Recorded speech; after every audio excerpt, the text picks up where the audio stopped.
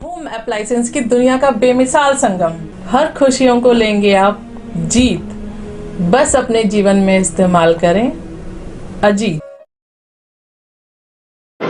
गाजियाबाद के इस्कॉन मंदिर में इस वक्त हम मौजूद हैं, जहां कृष्ण बलराम शोभा यात्रा को लेकर प्रेस वार्ता का आयोजन किया गया है। बात करने के लिए मंदिर समिति के अध्यक्ष इस वक्त हमारे साथ मौजूद हैं, उनसे बात कर लेते हैं। अध्यक्ष जी, बहुत बहुत स्वागत है आपका हमारे चैनल सिटी न्यूज़ में। शोभा यात्रा निकाली जाएगी, पिछले काफ़ी समय से निकाली जा रही है, इसका मोटिव क्या है और कितनी तारीख को निकाली जाएगी यात्रा? हरे कृष्णा। तो सबसे पहले आपका धन्यवाद, आप इस पॉइंट को लेकर के हमारे बीच में आए। ये शोभा यात्रा पिछले 20 वर्ष से हम लोग निकाल रहे हैं और यात्रा निकालने के पीछे जो सबसे मेन मोटिव है वो यह है कि जन जन तक भगवान की कृपा को पहुंचाई जाए, क्योंकि शहर में ऐसे बहुत सारे लाखों लोग हैं जो मंदिर नहीं आ पाते हैं। कुछ उनके बिजी शेड्यूल या कुछ ऐसा इनका स्वभाव कि मंदिर जाने से क्या होगा, लेकिन भगवान इतने दयालु हैं। बड़ा पुराण में ऐसा वर्णन आता है कि भगवान सारे जीवात्माओं के प्रति बहुत दयालु हैं, भक्त वत्सल कहला रहे, और उस भक्त वत्सलता को प्रकट करने के लिए भगवान रथ पे बैठ करके सबको खुलेआम दर्शन देने के लिए बाहर निकलते हैं। इससे क्या लाभ होगा? इससे लाभ यह होता है कि जब भी कोई व्यक्ति भगवान का दर्शन करता है तो दर्शन करने मात्र से उसके कई जन्मों के पाप खत्म हो जाते हैं और पुण्य प्राप्त हो जाता है। पुण्य प्राप्त होने से उसके जीवन में सुख और शांति की समृद्धि होती है। तो हमारा पर्पस यह है पहला। दूसरा पर्पस यह है कि जो यात्रा के माध्यम से हम लोग जो रास्ते पे भगवान का हरिनाम का कीर्तन करते हुए, नृत्य करते हुए चलते हैं, पूजा आरती करते हैं रास्ते में जगह जगह पे, उसके पीछे जो पर्पस यह है कि इसके माध्यम से हम आपस में भाईचारा, मैत्री भाव को विकसित करें। आप देखेंगे समाज में एक दूसरे के प्रति इतना ईर्ष्या, द्वेष, लड़ाई चल रहा है। इसको ख़त्म करने के लिए एकमात्र उपाय है कि भगवान को बीच में लाया जाए। यदि हम अपने जीवन के केंद्र बिंदु यदि भगवान को रखें, आस्था को रखेंगे, तो निश्चित रूप से समाज में और आपस में भी, पारिवारिक संबंध में भी एक अपनत्व का भाव रहेगा, एक स्नेह प्रेम का भाव रहेगा। तो ये हमारा पर्पस है इसको निकालने का। 29 तारीख को शुरुआत होगी, कितने बजे प्रारंभ की जाएगी और कहाँ कहाँ से होती हुई गुजरेगी? 29 तारीख को हम मालीवाड़ा चौक से ठीक 12 बजे, 12 से 1 के बीच में, क्योंकि कार्यक्रम होगा, गणमान्य अतिथि गण आएंगे, तो उस 12 से 1 के बीच में यात्रा आरंभ होगी। मालीवाड़ा चौक से होते हुए, दिल्ली गेट होते हुए, मालीवाड़ा चौक से होते हुए फिर कवि नगर से हमारे इसी मंदिर पे आके विश्राम करेगी रथ यात्रा, जो कि शाम के 8-9 बजे तक होगी। यानी कि विशेष करके उन लोगों के लिए यात्रा निकाली जाती है जो लोग मंदिर नहीं आ पाते। ये भी है, और ये एक भगवान की लीलाएं हैं कि भगवान रथ यात्रा किए थे। ऐसी कई सारी कथाएं आती हैं। मुख्य रूप से कथा आती है कि जब भगवान नंदगांव से मथुरा गए तो रथ पे विराजमान होके गए थे, फिर द्वारका से वृंदावन भी आए थे, कुरुक्षेत्र से भगवान वृंदावन आए थे। तो इन सब लीलाओं को हम लोग प्रकट करते हैं, प्रदर्शित करते हैं, ताकि उस लीलाओं को स्मरण करके या उस लीलाओं को सेलिब्रेट करके हम अपनी चेतना को शुद्ध करते हैं और भगवान के प्रति हमारा जो प्रेम है, जो आकर्षण है, वो बढ़ता है। पिछले 20 सालों से यात्रा निकाली जा रही है, इस बार क्या कुछ यूनिक, क्या कुछ होने वाला है इसके अंदर? यूनिक है, इस बार झांकियाँ स्पेशल होंगी। इस बार भोग लगाने का तरीका अलग होगा। क्रेन से तो भोग लगेगा ही लगेगा, लेकिन इस बार आप देखेंगे, आप यात्रा में यदि आते हैं, आप आइएगा ज़रूर अपनी टीम के साथ आइएगा। आप देखेंगे कि हजारों जो माताएं हैं, जो स्त्री हैं, हम लोग उनको माता जी बोलते हैं, वो माताएं सेम यूनिफॉर्म में होंगी, सेम ड्रेस कोड होगा। उस ड्रेस कोड में आके भगवान को अपने हाथ में भोग लेकर के डायरेक्ट अर्पित करेंगे। शाम के समय में दीप प्रज्वलित करेंगे।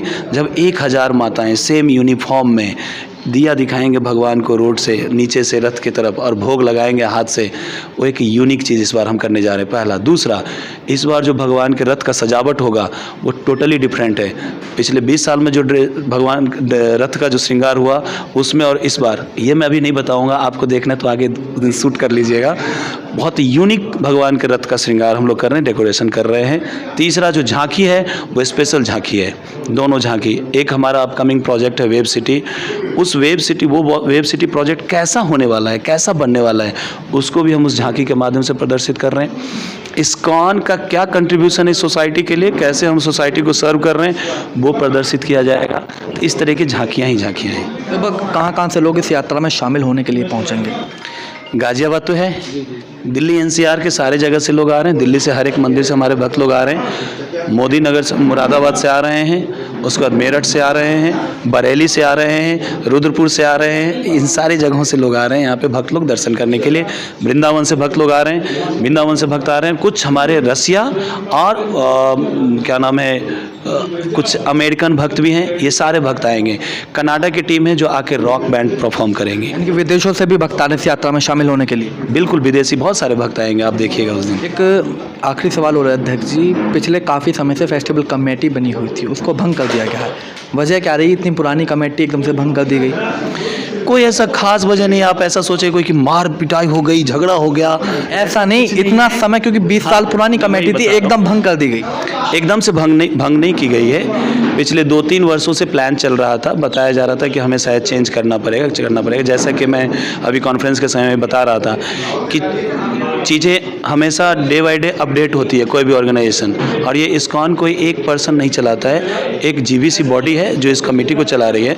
तो हमारा कुछ समय पे हर सारे नॉर्म्स जो हैं अपडेट होते रहते हैं, समाज को देखते हुए, गवर्नमेंट की चीज़ों को देखते हुए, सब कुछ को देखते हुए हमें लेके चलना पड़ता है। तो चीज़ें अपग्रेड होनी थी, जो कि लग रहा था कि इस टीम के साथ, जो हमारी एग्जिस्टिंग टीम है, इसके साथ सेट नहीं हो पा रहा है या नहीं हो पाएगा। तो इसलिए हमने सोचा कि ठीक से इसको फिर से रिफॉर्म करेंगे, नए सरी से बनाएंगे। उसमें हो सकता है कुछ नए आएंगे, कुछ पुराने ही कंटिन्यू रहेंगे, ऐसा ही था और कुछ खास नहीं था। अपग्रेड होने में इतना समय क्यों लग गया? मतलब अपडेट होने में काफ़ी समय पुरानी वो है कमेटी अपग्रेड करने में, ये आप बोल रहे हैं ना, कमेटी को अपग्रेड होने में ज़्यादा समय इसलिए लगा क्योंकि चीज़ों को अचानक से हटा देना सही नहीं है ना? नहीं, आपके सामने में आ रहा है कि अभी हटा दिया गया, ये तो आपके सामने में है। लेकिन यदि हम ऐसे सही बात करें तो जो हमारे कमेटी मेंबर्स हैं, इनको पिछले 2 साल से लॉकडाउन में ही हमारा चल रहा था कि हम चेंज करेंगे, कुछ ऊपर नीचे करना पड़ेगा, सारे नॉर्म्स वगैरह चेंज होंगे, बट हम चला रहे थे, ठीक है जैसे भी एडजस्टमेंट हो जाए चलेगा। लेकिन क्योंकि ऊपर से जो हमारी मेन हायर अथॉरिटीज़ हैं, मैनेजमेंट अथॉरिटीज़ हैं, जो इस पूरे इस्कॉन को रन कर रही हैं अपने गाइडेंस में, उनकी तरफ से है कि नहीं प्रभु, अब थोड़ा सा हमें चेंज करना पड़ेगा। अगली कमेटी का गठन कब तक होगा? अगली कमेटी का गठन बहुत जल्दी होगा और आपको बुला के हम सूचित करेंगे। तो मंदिर समिति के अध्यक्ष इस वक्त हमारे साथ मौजूद थे और बात करने के लिए समरकुल के चेयरमैन भाजपा नेता हैं संजीव गुप्ता इस वक्त हमारे साथ मौजूद हैं। गुप्ता जी, शोभा यात्रा निकाली जा रही है 29 जनवरी को, किस तरह से देखते हैं? ये पिछले 20 सालों से निकाली जा रही है और हर साल कुछ ना कुछ नया होता है भगवान की, ठाकुर जी की कृपा से। इस बार भी काफ़ी कुछ चेंजिंग है, आप देखेंगे कि बहुत ही आकर्षक और बहुत दूर दूर से श्रद्धालु हमारी इस यात्रा में आएंगे और बहुत बढ़िया, वो ठाकुर जी की कृपा से बहुत बढ़िया रहेगा। मुख्य अतिथि के रूप में कौन कौन रहने वाला है इस यात्रा में? सभी जितने भी अपने अति विशिष्ट अतिथि माननीय जनरल साहब, डॉक्टर अनिल अग्रवाल राज्यसभा सांसद, और जितने भी अपने माननीय विधायकगण हैं, महापौर हैं, और जितने भी हमारे भक्तगण हैं, सभी लोग रहेंगे। क्योंकि गाजियाबाद के जितने भी जनप्रतिनिधि हैं सभी शामिल होंगे। गाजियाबाद से भी रहेंगे, बाहर से भी आ सकते हैं। ठाकुर जी की रथ यात्रा है तो कोई भी आ सकता है और बाहर से भी आ सकते हैं। इस शोभा यात्रा के काफ़ी पोस्टर गाजियाबाद शहर में आपके लगे हुए, लोगों में चर्चाओं का विषय बना हुआ है, एकदम से इतना प्यार क्यों? नहीं, मैं तो देखो सनातनी आदमी हूँ और खाली मैं आज से नहीं जुड़ा हुआ इस्कॉन से या कहीं से भी। आपको सबको मालूम है कि मेरी जो है ना, मैं सरल स्वभाव वाला आदमी हूँ और पूजा पाठ वाला आदमी हूँ।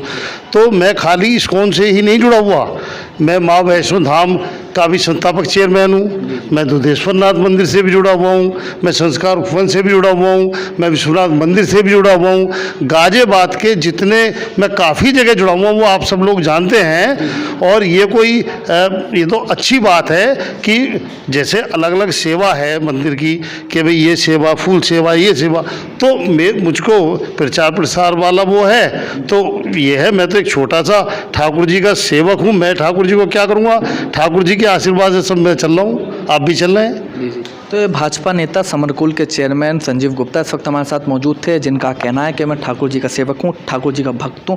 29 जनवरी को गाजियाबाद के नवीक मार्केट से 12 से 1 के बीच में श्री कृष्ण बलराम शोभा यात्रा निकाली जाएगी, जो मीन अमल धर्मशाला से होते हुए होली चाइल्ड चौक, होली चाइल्ड से होते हुए डासना गेट, डासना गेट से चोपला मंदिर, चोपला मंदिर से मालीवाड़ा चौक, मालीवाड़ा से बसंत, और बसंत से नासरपुर फाटक, नासरपुर फाटक से होते हुए रामलीला मैदान, और रामलीला मैदान से दोबारा से गाजियाबाद के राजनगर इस्कॉन मंदिर में आकर समाप्त होगी। काफ़ी दूर दूर से, काफ़ी विदेशों तक से इस यात्रा में शामिल होने के लिए भक्त आने हैं और काफ़ी यूनिक तरीके से इस बार इस यात्रा का शुभारंभ किया जाएगा। इस यात्रा में काफ़ी चीज़ें यूनिक देखने को मिलेंगी। कैमरा पर्सन दीपक कुमार के साथ सिटी न्यूज़ के लिए मैं विशाल रावत।